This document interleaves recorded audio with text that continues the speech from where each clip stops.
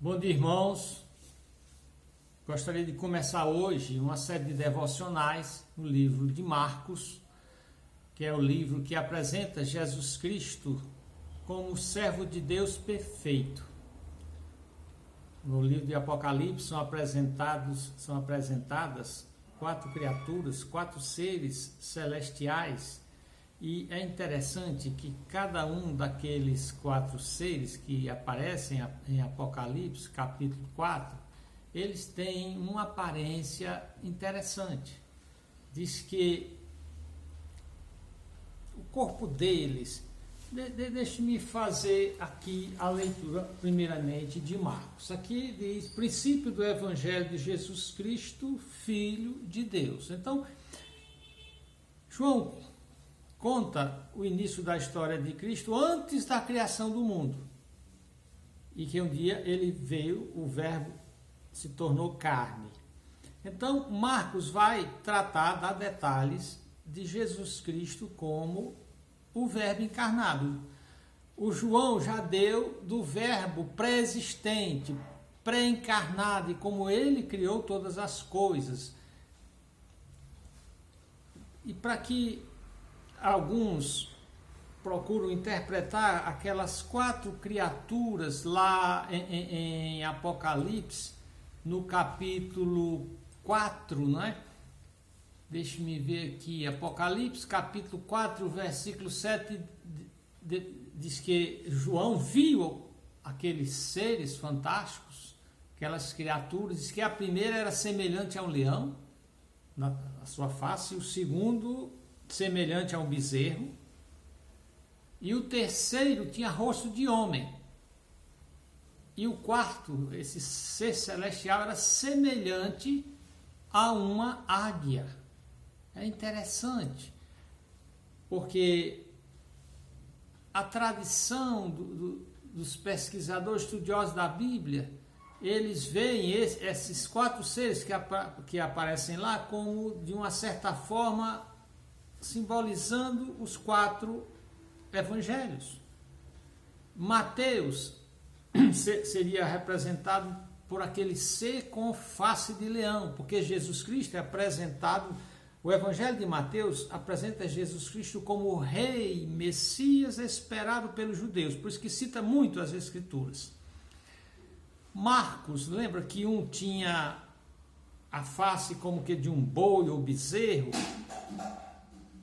que é um animal de trabalho, de serviço, é alguém que vive para servir. No Evangelho de Marcos, Jesus Cristo vai ser apresentado como o servo de Deus perfeito.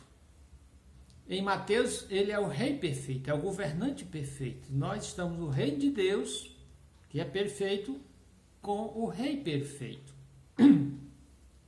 Já Marcos apresenta Jesus Cristo como o servo de Deus perfeito.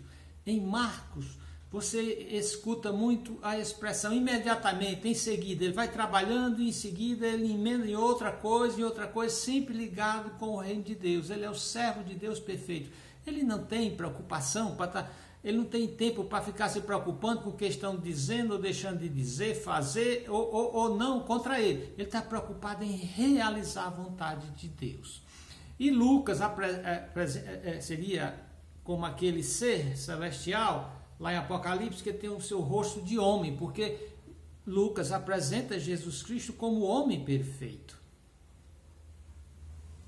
O humanismo diz que esse homem caído aqui, ele é a medida de todas as coisas, ele é o referencial de todas as coisas, ele é que diz o que deve ser o ser homem, o que deve ser a humanidade. Porém, Lucas diz, você quer saber o que é a humanidade perfeita? Você quer saber...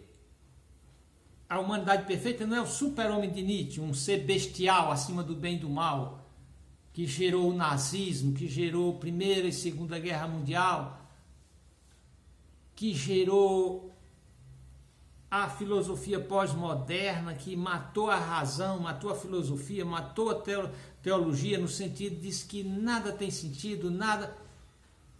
Lucas apresenta Jesus Cristo como o homem perfeito, e João como o único Deus perfeito, né? que estava lá no início com Deus e que era Deus, porém se encarnou. Então, nós não podemos gastar muito tempo aqui. Isso aqui vai ser só uma breve introdução. Nós vamos continuar amanhã. Basta você saber que Marcos, ele, aqui na minha introdução da Bíblia, diz: João Marcos era filho de Maria, uma mulher de riqueza e posição em Jerusalém, conforme Atos 12 e 12. Barnabé era seu primo. Marcos foi amigo íntimo e talvez um convertido do apóstolo Pedro. Pedro chega a chamá-lo de meu filho. Havia uma intimidade muito grande entre Pedro e Marcos. Tanto que alguns dizem que o evangelho de Marcos de fato é de Pedro.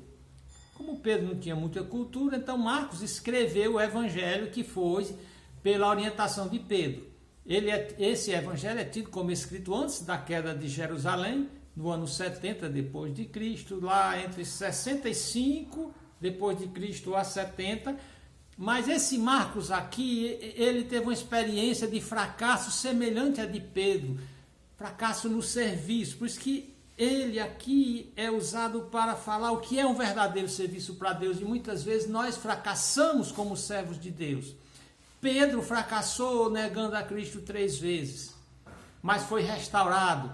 Nós vimos que Marcos sai numa primeira viagem com Paulo e fracassa, desiste, faz feio. Tanto que Paulo e Barnabé chegam a brigar por conta de Marcos, que Barnabé queria continuar levando o seu sobrinho, e ele era sobrinho de Barnabé, queria continuar levando o seu sobrinho nas viagens. Paulo disse: não, eu quero alguém comprometido. Marcos não é comprometido, Marcos não serve para mim. Mas na frente Marcos mudou, cresceu, desenvolveu. E que nós vemos sobre Marcos, Paulo diz: traz Marco, traz Marco. Então, fique pensando nisso. Mesmo que você já tentou servir a Deus e você fracassou, você pode ser utilizado. Marcos foi utilizado para escrever esse evangelho maravilhoso, dizer como ser um servo como Jesus Cristo foi. Bom dia, que Deus abençoe. Vamos orar mais uma vez. Senhor Deus, nos abençoa. Nos ajuda a sermos servos como Jesus Cristo. E é no nome desse precioso Salvador que oramos. Amém.